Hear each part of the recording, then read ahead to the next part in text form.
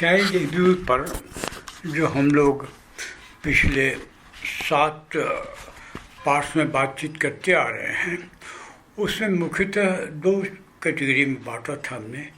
एक child abuse through sex behaviour, और दूसरा कि अदर देन सेक्स बिहेवियर।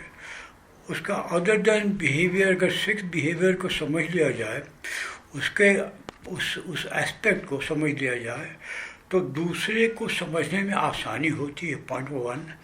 और दूसरा, अगर दूसरे जो अदर देन सेक्स के जो हिस्से हैं, उसको अगर हम लोग प्रिवेंटिव बातें ले लें, उसका ध्यान रखें, तो सेक्स एब्यूज़ के चांसेस बहुत ही कम हो जाते हैं।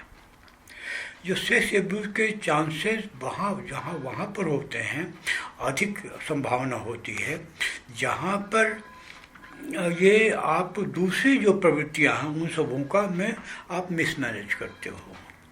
फॉर एग्ज़ाम्पल, आप सुरक्षा, बच्चा आपके पास नहीं जाता है, आप समय नहीं दे पाते हो, अब वो मेड या सर्वेंट के पास जाता है, उनसे ज़्यादा घनिष्ठ होता है। अगर आप उसको सुरक्षा की जो भावना है, वो तो जन्मजात प्रवृत्ति है, अगर वो संतुष्ट हो, उसको अगर ड्यू एश्योरेंस हो कि वो सुरक्षित है, आप उसका देखभाल कर रहे हैं, तो वो किसी दूसरे पड़ोसी के यहाँ या जाके बहुत समय नहीं लगाएगा, या उनके बहकावे में, उनके प्रभाव में, या उससे घनिष्ठता उतनी बढ़ेगी नहीं जो कि आपको सेल्फ एब्यूज़ के चांसेस हों। तो इसलिए दोनों को हमें ध्यान देना चाहिए। कारण कहाँ है? कारण, सेक्स एब्यूज़ का कारण कहाँ है? जो दूसरी उसकी प्रवृत्तियाँ, उस पर ध्यान न देने का कारण है, जबकि आप सेक्स को ही कारण बना बैठ सकते हो कि because he behave like that, she behave like that. नहीं, उसका कारण कहाँ है? कारण आपके अन्य प्रवृत्तियों का मिसमैनेज करना उसका कारण है।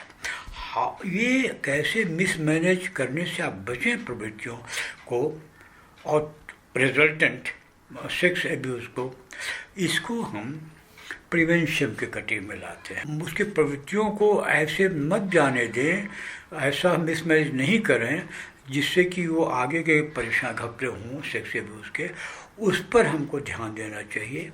और वो काम स्टार्ट होता आपके घर से, वो काम होता माता पिता और जो बिल्कुल निकट के अभिभावक हैं, दादा दादी वगैरह वगैरह से। ये बात को हमको ध्यान रखना चाहिए कि सेक्स एब्यूज़ के लिए हम डायरेक्टली ना बच्चे को या सारी समस्याओं को जड़ समझ दें। समस्याओं का जड़ वो अदर देन सेक्स एब्यूज़ में है। ये बात ज़रा समझना मुश्किल होगा। हाउ, जिस घर में प्रेम का वातावरण, समुचित प्रेम का, बैलेंस्ड लव, हेल्दी लव का वातावरण मिलता है, उस घर के बच्चे सेक्स एब्यूज़ उतने नहीं होते हैं। विकास के क्रम में कुछ सेक्स एक्सप्रेशन अलग चीज़ है, दैट इज नेचुरल थिंग। लेकिन जो एब्यूज़ के कैटेगरी में जिन चीज़ों को डाल देते हैं, जिसका कि नतीजा आगे चल करके उतना प्लेजेंट नहीं होता है, या उस समय ही प्लेजेंट नहीं होता है, आप उससे बच्चे बच जाते हैं। तो पहला ये कि आप चेक कीजिए कि आप समुचित प्रेम देते हैं कि नहीं देते हैं। ये इंटरव्यू बड़ा टेढ़ा है कि क्या अपने बच्चों को प्यार करते हो कि नहीं करते हो। ये कोई सवाल पूछे तो सवाल पूछने वाला ही जवाब नहीं दे पाएगा। सवाल आप क्या जवाब दोगे? क्या प्रेम है बच्चों को देना? क्या कहते हैं बच्चों को प्रेम देना? ये तो पहले कुछ समझो, बाद में कि देते हो कि नहीं देते हो सवाल आता है। अच्छा, ये क्या, पहले कि बच्चों को समझने के लिए आप कल्पना को उपयोग कीजिए। कहावत है, treating a child without imagination is treating a child without love। आप अपने उसकी जगह में ले जाके सोचिए, तब आपको प्रेम देने का समझ में आएगा। उसके लिए क्या है, आप बच्चे को सुनिए। Do not speak to the child, listen to the child. Clear है ना? अच्छा, तो ये कि आप लिसन करते हैं तो और बहुत सी अभिव्यक्तियाँ और उसके टैलेंट, सारी बातें वो जो हम लोग अभी में अगर लिसन करने का ही आप महत्व समझ लें तो आप बहुत कुछ प्रॉब्लम सॉल्व कर सकते हैं, यानी बहुत कुछ प्रिवेंशन अपने आप ले लेते हैं। इसलिए बच्चा जब कहता है तो उसको एक जो अविश्वास पैदा होता है आप उसकी बातें सुनते हैं धीरे से, जो उसके अंदर आप में विश्वास पैदा होता है वो उसका आत्मविश्वास इंडायरेक्टली बन जाता है, और उस आत्मविश्वास के कारण जो लोग की थोड़ा निगेटिव इम्प्रेशन दे सकते हैं, इन्फ्लुएंस कर सकते हैं, उसके प्रभाव में आसानी से नहीं आता। एक जो बच्चे में अपने अंदर या अपने पेरेंट्स पर विश्वास होता है वो दूसरों के झांसे में नहीं आएगा, सरलता से उसका नहीं आएगा। तो इसलिए आप बच्चों में के मन में अपने लिए विश्वास पैदा कीजिए। आप धोखा देने का नहीं, हम वादा कर देते हैं, उसकी छोटी सी बात बोलते हैं। एक छोटे से मैं अपने बारे में बताता हूँ कि मेरे मामा आए थे, उन्हें 2 रुपया दिए थे। आज से समझ लीजिए कि 62 में 82 ईयर्स अगो वो 2 रुपया कितनी बड़ी दौलत रही होगी। मेरे पिता ने कहा, माँ बाप ने कहा कि मैं लिखना पढ़ना नहीं सीखा था, लेकिन स्टार्ट नहीं किया था, लेकिन मैं जानता था कि दुधिया से मतलब सफ़ेद चाक से लिखना चाहिए, तो वो मुझे लालच थी उसकी। तो उन्होंने कहा कि ले आ दो पैसा, हम तुमको चाक ले आ देंगे। 2 रुपये इतनी बड़ी दौलत। जब उनको चाक हमको लाया, बड़ा सा चाक मिला, मैं खुश हो गया, वाह मामा दिया था पैसा का, बड़ा अच्छा हुआ। बाद में हुआ कि वो चाक तो 1 पैसे का भी नहीं था। 2 रुपया मुझे ठग दिया मेरे माँ बाप ने, और चाक 1 पैसे का भी नहीं दिया। मुझे अब तक विश्वासघात की बात नहीं बोलती कि अविश्वास हुआ। वो हमको प्यार से बताते गुम हो जाएगा, ये है वो, बहुत सा होता, शायद बात मन मेरा स्वीकार कर लेता। लेकिन आज भी it's more than 83 years now, but I have not yet been able to reconcile with that feeling of being cheated. तो ये कितना गहरा असर पड़ता है। मैं तो इतना सब इंट्रोस्पेक्शन और क्या क्या धंधाबाजी करता हूँ दुनिया भर का साइकोलॉजी में, और मेरी हालत है तो दूसरों की क्या हालत है ये कल्पना करके आप सोच सकते हैं। इस कल्पना की आवश्यकता है आपको। What will happen to the child if he comes to know that you have cheated the child? आपने कभी सोच के देखा है? तो इस प्रकार से धोखा देने बच्चों को आप पहले उसकी बहाना बना करके कि हम तुम्हारा ये काम कर दें, वो काम, हमारी बात मान जाओ। आप झूठे वादे मत कीजिए बच्चों से, आपका विश्वास खो देते हैं वो। पहला तो दूसरा कि सुरक्षित वो अनुभव करे, इसके लिए उसके अंदर मन में आपके प्रति विश्वास पैदा हो, उसका ये तरीका है। दूसरा, जो सुनते हैं तो उसके व्यक्तित्व का आदर होता है, वो जैसा है वैसा है, स्वागत होता है उसका। आपको एक जगह मिलती है जो उसकी अपनी जगह है, उसको जो अपनी जगह देते हैं तो सुरक्षित फील करता है, आत्मसम्मान का बाद उसको होता है, उसका अपना महत्व, अपना वैल्यू का पता लगता है। इसलिए वो क्यों दूसरे से फंसेगा। अच्छा, अंदर कि आप उसको अकेला मत छोड़िए। आप अपने में लगे हुए, अपने दोस्तों के साथ बटे हुए हैं और उससे कोई मतलब ही नहीं है। जहाँ तो हो सके, अगर दोस्त आ गए हैं, आपसे क्लब गए हैं वगैरह वगैरह, आप जो भी आपके काम, लौट करके बच्चों से बात कीजिए, अथवा जाने के टाइम में बच्चों से बात कीजिए। बच्चों की बात छोड़ दीजिए, मैं अपने पेट की बात कहता हूँ। रांची में था, वो चला गया, बाहर गया, और मैं बहुत देर में आया। मेरा जो शैम्पू वो बहुत नाराज़ दिखा। मैं समझ गया कि मैंने कहा उससे कि देखो मैं से गलती हुई, मैं आगे से मैं बता के जाऊंगा, और कब आऊंगा तब तक मैं बता दूँ, तब बता जाऊँ।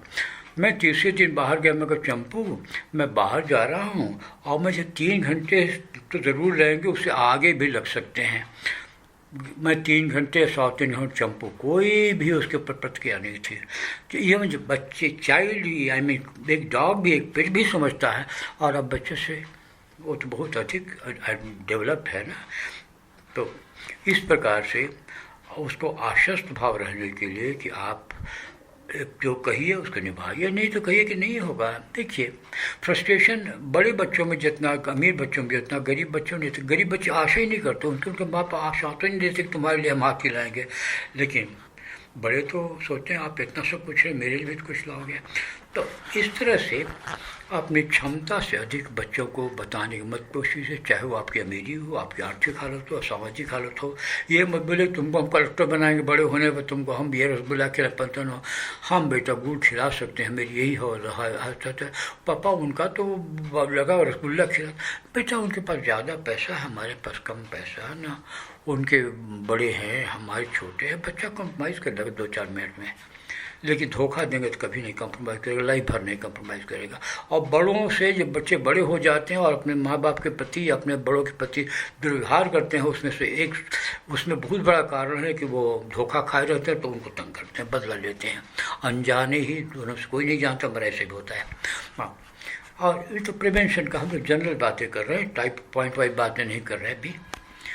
आगे आप दूसरा, बच्चे को दूसरे बच्चे से कंपेयर मत कीजिए। दूसरे बच्चे से कंपेयर का मतलब ये है कि वो अच्छा है और तुम अच्छे नहीं हो, वो ज़्यादा पढ़ता तुम कम पढ़ते हो, ऐसा नहीं। साथ में ये भी नहीं कि वो ख़राब है तुम अच्छे हो, वो भी मत कीजिए।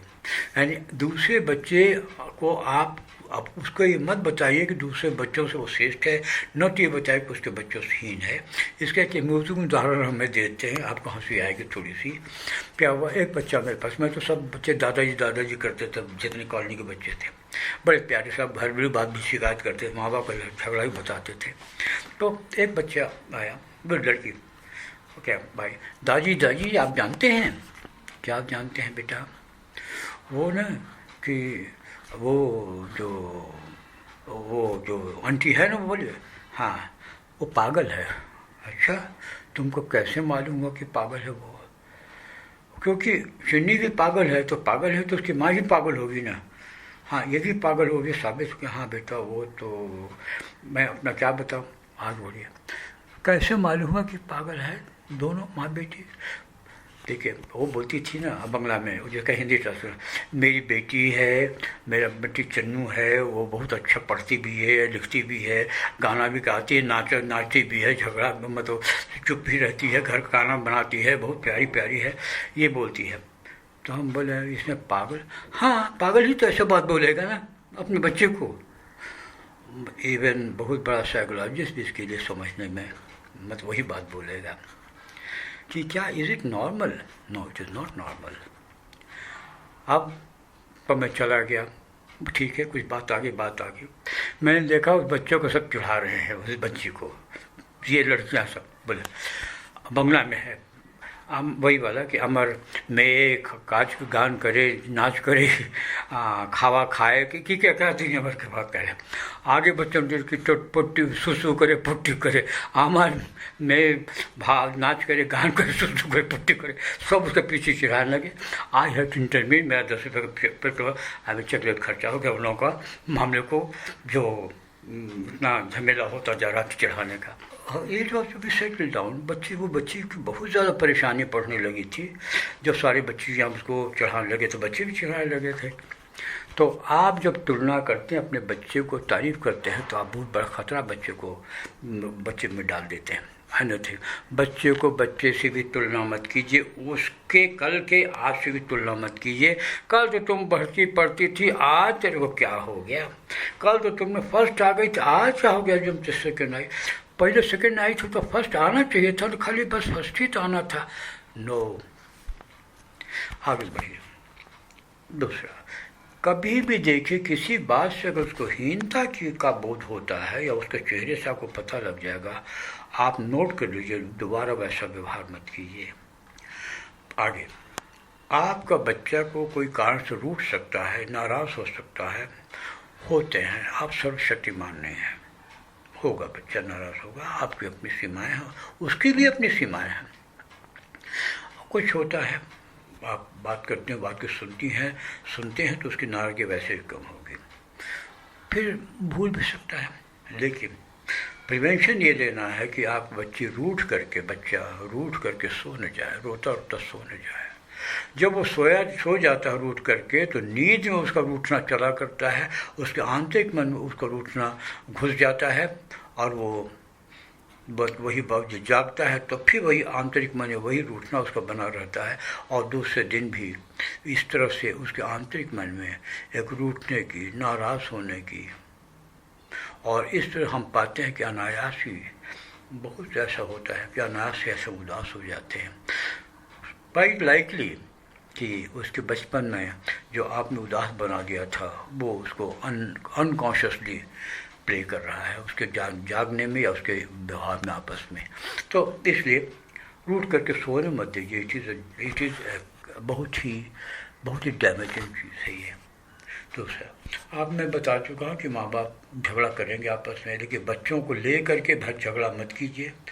आप अगर एग्री करते हैं, आप में सोचते हिंदी पढ़ाओ, माँ बोलती है उसकी कि अंग्रेजी पढ़ाओ, आपने में डिस्प्यूट, आप किसी से पूछ लीजिए, आप बैठ करके आपस में जब मूड ठीक हो आप लोगों का तब जाके सेलेक्ट कर लीजिए कि हिंदी पढ़ाओ कि अंग्रेजी पढ़ाओ, लेकिन बहसबाजी को बढ़ाइए मत। बच्चे को मालूम हो जाता है कि आप बहस करो उसके बारे में, ये तो पेट को मालूम हो जाता है तो बच्चा तो फिर बच्चा ही है। If you talk about your पेट, आप वो सुनता रहे, कान खड़े कर देगा। तो ये बच्चा तो सुनता, बच्चा सुनने में भी सोने में भी सुनता है, इस बात को आप गाड़ लीजिए। बच्चा सो रहा है उसको पता नहीं है, ये नहीं, उसको सब पता है। ये धारणा मन से निकाल दीजिए कि बच्चा सोने सुनता नहीं, सोने में और ज़्यादा सुनता है। एक तो कि ज्ञात उत्तर सुनता है, उससे ज़्यादा अज्ञात से सुनता है, और जब उसके अज्ञात में जब वो नहीं सुनता सोचते हैं तो ज़रूर कोई अच्छी बात तो शायद ही आप कहते होंगे, और वो बात उसका निगेटिव चीज़ एब्जॉर्ब कर देता है। आप बच्चे के बारे में कल्पनाएं कैसे करते हैं उसका बच्चों के ऊपर बहुत असर पड़ता है। आपको जो बच्चे जो लोग सोचते हैं हमारा बच्चा बीमार न हो जाए, ज़रूर बीमार पड़ जाता है। जो बच्चों को लेकर जाते हैं, साइकिल चला रहा सोचते कहीं गिर न जाओ, बच्चा ज़रूर साइकिल गिरा देता है। ऐसे बहुत छोटे मोटे केस हैं, हम आपका टाइम भी खराब करना चाहते, जो कि मैंने बड़े आसानी से, अंकल जी जब ये तो रोज़ साइकिल गिरा देता है, हम तो क्या करेगा, तो साइकिल से गिराएगा तो, नहीं तो क्या मतलब ये पैदल गिरता है कोई बच्चा। अच्छा नहीं जानबूझ के गिराता, क्यों जानबूझ कहाँ गिराएगा। अब क्या हम देखते रहते हैं कहीं गिरा न दे। मैडम जी आप ऐसा कीजिए, साइकिल उस दे दीजिए, भुला जाइए साइकिल चला रहा है, आप जाइए अपना झाड़ू लगाइए, अपना गप मारिए, टीवी देखिए, उसको छोड़ दीजिए।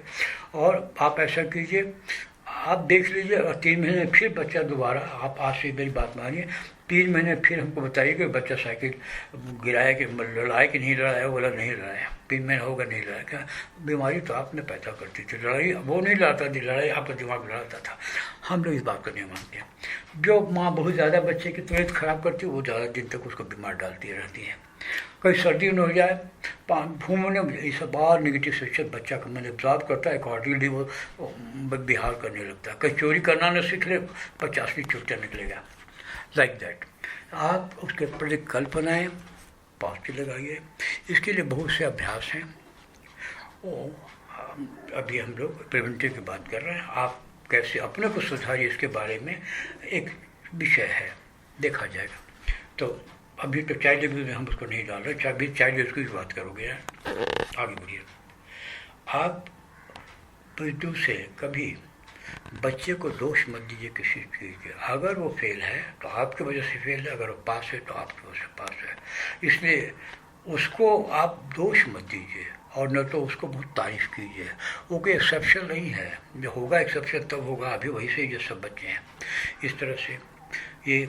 और फिर उसके सामने दूसरों को, बच्चों उसके जो भी समान बच्चे हैं उन सबों के बारे में व्यवहार कीजिए। दूसरों के सामने अपने बच्चों से अच्छा व्यवहार दो सकने। सारे बच्चे 8 बच्चे खाने के बैठे, आप अपने बच्चों को मत के सबको खिला रहे हैं, सबको पूछे, अपने बच्चों को पूछे, अब किसको नहीं पूछे तो अपने बच्चों को मत पूछिए, सब बच्चा। या विशेष ध्यान बच्चों के बीच में, बच्चों अपने बच्चे विशेष ध्यान मत दीजिए। ऐसे बहुत सी। और दूसरा, आंतरिक आप क्या कीजिए। आंतरिक में है कि सबसे बड़ा काम आप कर सकते हैं बच्चे को, कि उसको निर्भय बनने का, आप मतलब उसको दूध पिलाने के टाइम में भी निर्भय बनने का संदेश दीजिए, आशीर्वाद दीजिए, प्रेरणा दीजिए, जो भी है। पढ़ाते हैं तब भी निर्भय बनने की वजह, भय चाहे भगवान का भी हो नुकसान करता है। पुराणों का भय, स्वर्ग नरक का भय तो खैर स्वर्ग नरक जो लोग डरते उड़ते होंगे वो तो बात अलग है, हम तो कोई स्वर्ग नरक में कुछ आएंगे नहीं है, तो हम क्या पता स्वर्ग कैसा होता नरक कैसा होता। बट ये जो काल्पनिक, जो भी कल्पना में हम डरते हैं, बालक को अपने उसको निर्भय बनाने का ही बात बोलिए। पहली शिक्षा और शायद सबसे बड़ी शिक्षा यही है कि बच्चों को निर्भर बनाइए, आंतरिक मन से बनाइए। इसको बोलने की जरूरत नहीं पड़ती, बोलेगा तो मामला कुछ दूसरा हो जाएगा, शोभाजी हो जाएगी। आंतरिक में हे परमात्मा, हे देवी जी, हे दुर्गा जी, हे जो भी आप समझते महादेव, हमारे बेटे को निर्भय बनाओ, कोई भय इसके आसपास ना हो। आप करके देखिए आपका मन में कैसा लगता हो, बच्चे के मन में कैसा लगता है, 5 दिन करिए, देखिए क्या होता है।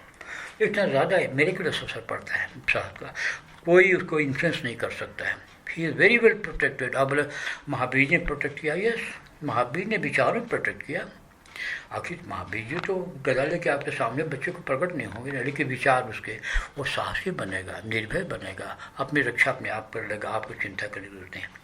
देखिए ग्रीक में एक काम है, एक फिलोसफर था, उसने एक शब्द बोला जिसका कि अंग्रेजी में एंथुसियाज्म है, क्या हम तो बोल नहीं पाते यार, उतना तो आता ही नहीं, जिसका कि एक पहला शब्द है गॉड और दूसरा शब्द है, दूसरा हिस्सा है कि B with you, God B with you. जो ग्रीक फिलोसफर को उसने बताया था कि यही सबसे बड़ा आशीर्वाद है, सबसे बड़ी गिफ्ट है जो माता पिता अपने संतान को दे सकते हैं। वो क्या? गॉड बी विथ यू, परमात्मा तुम्हारे साथ हो। मतलब क्या उसको कि लॉर्ड ऑफ माइट, मतलब might of Lord of might be with you.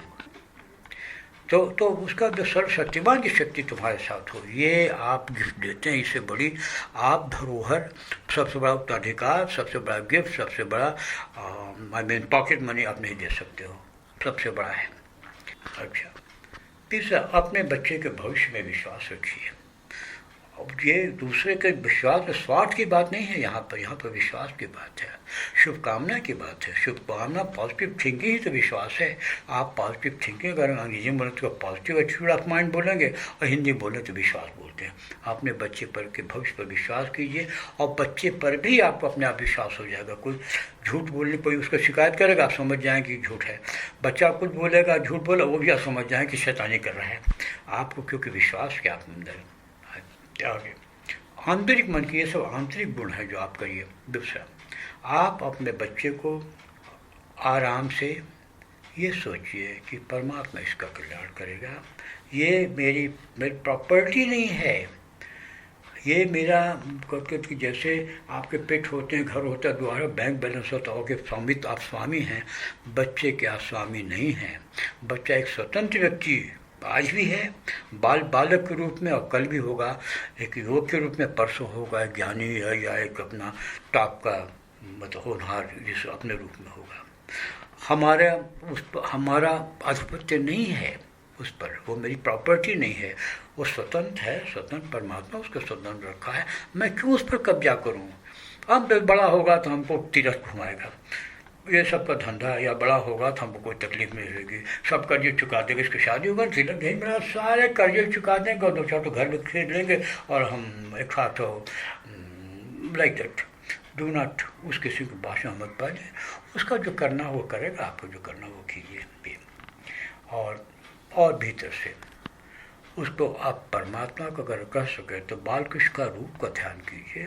आप गुस्साए हैं, आप बड़े छोटे मोटे दर्जे के आदमी हैं, बड़ी गलतियां आप में है, सारी बातें सही हैं, मगर जैसे कि नाली में पड़ा हुआ एक आदमी फिर भी वो सूरज की ओर देख सकता है, उसी तरह से आप कितने भी गए गुजरे हैं, कितने भी अविकसित हैं, कितने मूर्ख हैं, कितने भी गरीब हैं, फिर भी आप ये तो मन में ला ही सकते हैं कि ये परमात्मा का वरदान है। ये मन में लाने में क्या हर्जा है? वो क्या है क्या नहीं उतना ज्ञान की जरूरत नहीं है, लेकिन दुमर के सोचते में क्या होता है कि परमात्मा को वरदान से ये बेटा या बेटी जो हमें मिली है परमात्मा का आशीर्वाद है बुझिया। और ये और थोड़ा अगर आगे बढ़ें तो ये दिव्य है, जो स्पेशली माता बच्चे के बारे में जो कल्पना करती है, बच्चों के में खाली फलीभूत हो जाता है। मेरा बच्चा एक बहुत बड़ा आदमी निकलेगा, संसार में इसका बड़ा यश होगा, इससे ये बहुत लोगों का सहारा बनेगा, ये बहुत बहुत इसका जीवन सुखी रहेगा। जो इस किस्म की बच्चे के लिए सोचती है माँ स्पेशली, उसकी कल्पना बिल्कुल उसके दूध के साथ, उसके सहलाने के साथ, उसको नहाने के साथ, बच्चे उसके डांटने के साथ, उसको चपत लगाने के साथ भी वो आशीर्वाद में, वो वरदान में बदलता जाता है। माँ में इतनी ताकत, हमारी सबसे बड़ी कि माँ ने अपने को समझा ही नहीं को क्या है। ये तो अब वैसे देखा जाए तो आंतरिक रूप से आपके जो विचार होंगे, जो भाव होंगे, जो कल्पनाएं होंगी, जो विश्वास होंगे, उसका आप बच्चे के उस बाल मन पर प्रभाव पड़ेगा और ये वो प्रिवेंशन भी काम आएगा और आगे का भी तो काम आएगा ही। और जो गलतियाँ कुछ ज़रूर होंगी, कोई परफेक्ट तो होगा नहीं, और आप खुद ही इम्परफेक्ट हो तो कहाँ से आपका बच्चे को परफेक्ट बनाने की बात कहिएगा। तो उसमें आप आराम से रिलैक्स वे में आप उसके साथ डील कीजिए और धीरे धीरे आप आगे बढ़िए, हड़बड़ाने की कोई ज़रूरत नहीं है।